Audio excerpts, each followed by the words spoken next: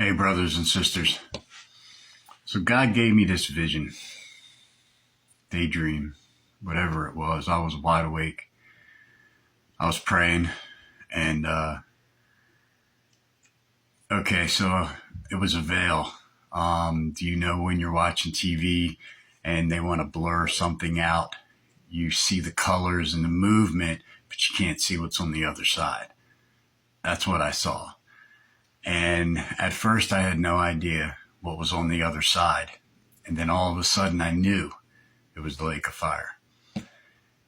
And then right before, I knew there was people on the other side, but I didn't know who they were at first. And then all of a sudden the understanding came upon me.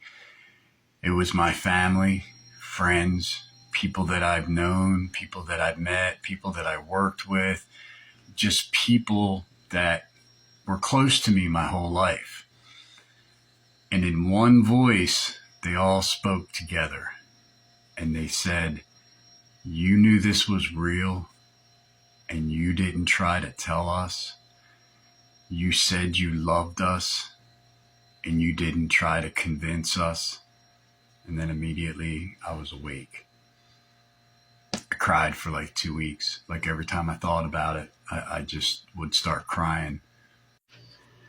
So right after that, the Lord led me to 1 Corinthians 3, where Paul is talking about him and Apollo, how one plants the seed and the other one waters the seed.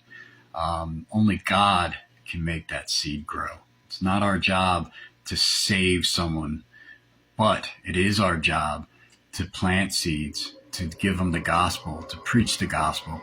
It is our job to water seeds, to show them the love of Jesus, show them what it's about, love on them. Only God can save them.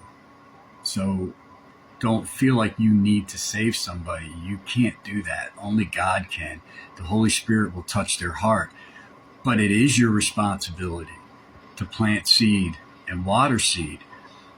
Shortly after that, like the next day, he sent a book across my path. It was about intercessory prayer. That's also part of this. It's our job to plant seed, to water seed, and to stand in the gap. If you love someone and you're not praying that they get saved, do you really love them? Because this isn't a joke.